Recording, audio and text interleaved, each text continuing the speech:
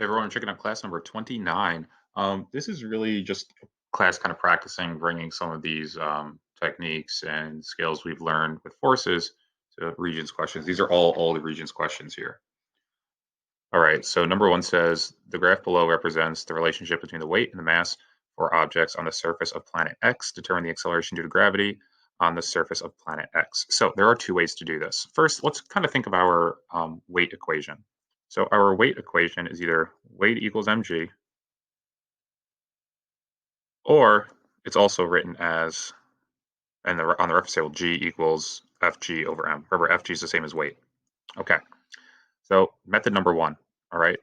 Method number one is simply pick a point on the graph, like this one here, that's a weight of 12 and a mass of 4 kilograms. Just plug those in, okay? So for example, solving for the acceleration due to gravity, which is little g, weight is 12 newtons, mass is 4 kilograms, and I get 3 meters per second squared. Method number two is find the slope. Okay, that's a nice concept to know that the slope of this graph would represent the acceleration due to gravity. How? How are we supposed to know that? Well, look at this. Weight equals mg. If this is y and mass is on the x, g must be the slope. Y equals mx, or x times m, right? A little bit confusing because mass is also m, but it's not the slope here. G is the slope. All right, so we could also find the slope doing a little rise over run. So you can do rise over run. Let's do rise over run right here. We're going to rise 6 newtons, and we're going to run 2 kilograms. So slope equals rise over run equals 6 newtons over 2 kilograms, 3 meters per second squared. All right, two methods to do it. I'd be familiar with both just so you have both of those skills. And there have been all the Regents questions where they just ask straight up, how would you get the acceleration due to gravity here? Or what does the slope represent? So do know that, all right?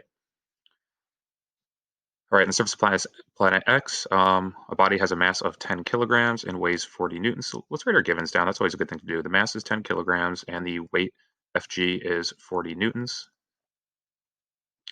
All right, find the magnitude of the acceleration due to gravity. G equals Fg over m. Fg is going to be 40 newtons. M is going to be 10 kilograms. That's 4 meters per second squared. All right. Just don't fall into a trap. A lot of students, like, they'll just guess and say 9.8, but realize that it's only 9.8 on Earth. All right, we have a rubber block weighing 60 newtons, and it's resting on a horizontal surface of dry asphalt. What is the weight of the block? 60 newtons. It's given to you. The reason I ask that question is because a lot of students will get confused and think, oh, 60 newtons, that's the weight. I have to multiply by 9.8. No, they already multiplied by 9.8 for you. Just a side note, though, you don't need to know how to, well, you should know how to do this, but it doesn't ask you for it here.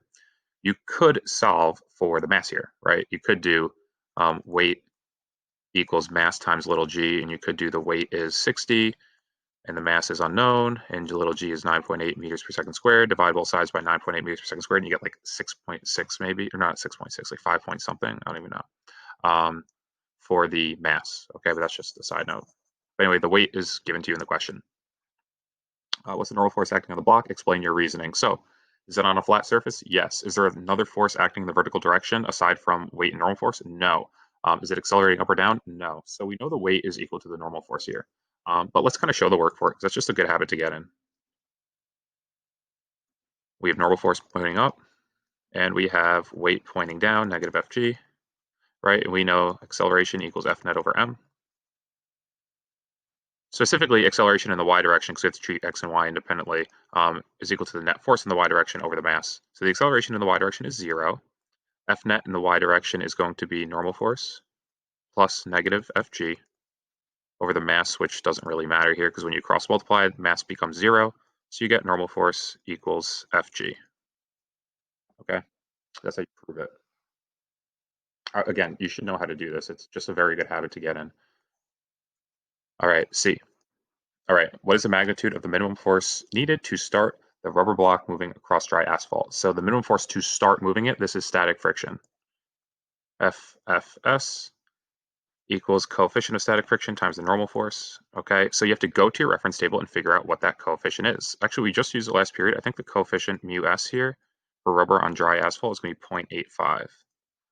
So we have the force of static friction. This is that, that threshold force required to start motion, 0.85 times 60 newtons. And I think we get something like 51. I hope that's right. 51 newtons. Okay, what is the minimum force required to keep moving it? So, when you have that static friction, once it's already moving, the static friction is much less than the kinetic friction is much less than the static friction, meaning that it requires less force to keep moving it. All right, so that's the force of friction. Kinetic equals coefficient of kinetic friction times the normal force. I think this coefficient was 0.67. I might be wrong. And this is 60 newtons. And we got something like, again, this is estimated about 40 newtons, but again, that's a little bit estimated. Double check my math there. All right.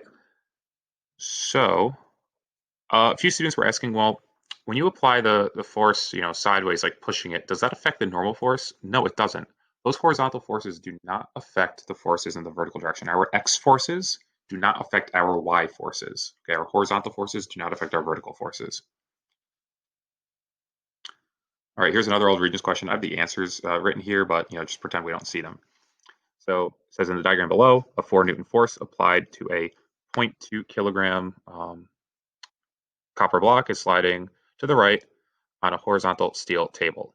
Okay, so you can assume there is friction here because it doesn't say there's no friction, but it kind of hints at it in a little bit. I think that number 32 asks about it. So what's the weight? That's easy, hopefully, at this point for you. That's number 31, I think, technically. All right, so the weight, let's see, I'm going to actually just draw the whole free body diagram. Actually, weight's just mg. We'll do that first. So Fg equals mg. Fg equals 0.2 kilograms, 9.8 meters per second squared. And we get the force of gravity, or the weight, is equal to 1.96 newtons. All right. Number 32 says calculate the magnitude of the force of friction acting on the moving block. Okay. So it is moving. So we're dealing with kinetic friction. So I'm going to section this off. We're dealing with kinetic friction. I wonder if we can answer this right away. So Fk equals coefficient of kinetic friction times the normal force. Okay. So force of friction kinetic is my unknown. It is a copper block on a steel surface. Okay, so I can actually just go back real quick. I don't have the table on hand. I think we can find it here though. Copper on steel, copper on steel, copper on steel kinetic is 0.36. All right, so that's 0.36. That's an important thing. And you have to know how to use your reference table. 0.36 times the normal force. Oh boy, we don't have the normal force. How can we go about doing this? Well, is this a case where the normal force is equal to the weight? It is. It actually is. So the normal force is equal to the weight here, so it's actually 1.96 newtons. And you will end up getting, I think 0.71 newtons. That is our force of friction. If you want to call it negative, sure, but I think it only wants the magnitude. How do we show that the normal force is equal to the weight? Let's just do that real quick. So we have a few forces going on here. We have negative Fg. We have 4 newtons. We have normal force. And we have friction. Negative force of friction. Okay, Fg we already solved for, so I'm going to replace that just to clean it up a little bit. It's negative 1.96 newtons. Okay, so you have to ask yourself, look at the y direction only. That's all you can look at, okay? You can't look at y and x together. It doesn't work like that. So I'll do that work. Who knows? Let's do it over here. I'm just thinking of where I want to put the work. Actually, maybe we'll put the work up here for that.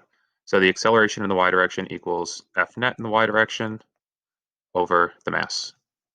The acceleration in the y direction is going to be 0 because it's not accelerating up or down. F net in the y direction, well, look at our forces in the y direction. We have normal force plus negative 1.96 newtons over the mass. Cross multiply, the mass becomes 0, and you get normal force equals, well, mass doesn't become 0, but mass times 0 is 0. Normal force equals 1.96 newtons. All right? So that's how we prove that.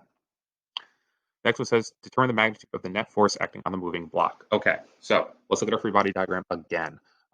This is number 33. Let's fill in all the forces we know. We'll fill in the values anyway. So going up, we have normal force. We know that the normal force is 1.96 newtons. Going down, we have gravity. We know that that's negative 1.96 newtons. These two forces cancel out because they're equal and they are opposite. Okay, has nothing to do with Newton's third law, but they're equal and they are opposite. Going forward, we have 4 newtons. Going backwards, we just said we have negative 0.71 newtons because we just found that force. Okay, so in total, F net is just the sum of the forces. F net total is going to be 3.29 newtons. 34 says, describe what's happening to the magnitude of the velocity of the block as the block slides across the table. You should understand the reasoning to this, aside from it speeding up. You should understand that A equals F net over M. This is very important. If F net is not 0, the object is accelerating. What does acceleration mean? It's speeding up. Okay, you can actually plug in numbers here. F net, we said it was 3.29 newtons. We know the mass is 0.2 kilograms. And you can get the acceleration of, let's see, it's actually a pretty big acceleration. It's like 15. Is that 16? Could be wrong here. But I think that's like 16 meters per second squared. Might want to check my math there. But yeah, so it's speeding up. All right, number 5. A 1.5 kilogram cart initially moving at 2 meters per second is brought to rest by a constant net force of, or excuse me, a constant net force in 0.3 seconds. What is the magnitude of the net force? Find acceleration first. So let's say I didn't give you that hint. A lot of students were trying to do this. A equals F net over M. But they got stuck because they knew M, but they didn't know A, and obviously they don't know F net. So they couldn't use this equation. There's 2 unknowns, 1 equation, can't do it. So you have to find acceleration first using some techniques we used, well, a unit ago. Let's just write down our givens. We know the mass is 1.5 kilograms. Okay. It's initially moving at 2 meters per second. That's our initial velocity. It is brought to rest. Rest means that V final is 0.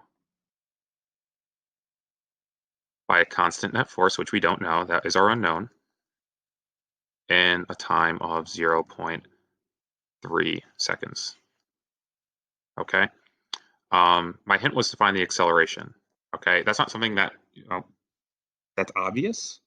But as you do this stuff more and more, you could realize, hopefully, that when you write the givens down, wait, I can find acceleration. Is it asking you to find acceleration? No. Okay, I'm telling you to do it, but it doesn't ask you to in the question. You have to kind of learn that over time, that you can find it. And sometimes, you just have to start solving questions. Start finding unknowns, and it might start bringing you towards the right answer. Vf equals Vi plus At. So Vf is 0. Vi is 2 meters per second.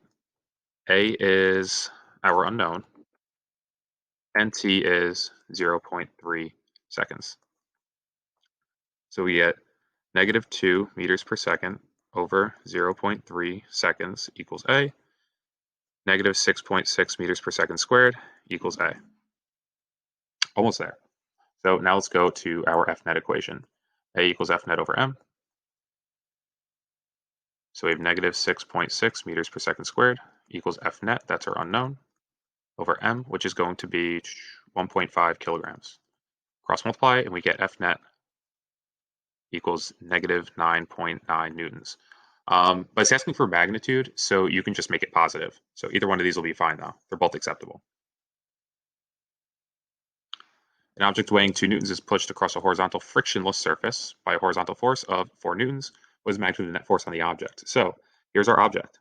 It has a weight of 2 newtons. And it has a force forward of 4 newtons. Now, the trick in this question is to realize that there is another force. It's sitting on a surface. What is that other force? That other force is the normal force. Okay? There's no friction pulling it back. So if you think to yourself, what's the normal force equal to? We can't solve this without knowing what the normal force is equal to. Well, let's do A equals F net over M for the y direction. AY equals F net Y over M. AY is 0 because it's not accelerating up or down.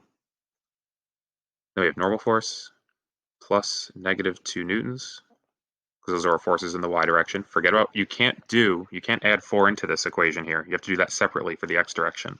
And the mass, it doesn't really matter. Mass times 0 is 0, so the normal force equals 2 newtons. Okay, so this is 2 newtons, so those cancel out, and you're just left with 4.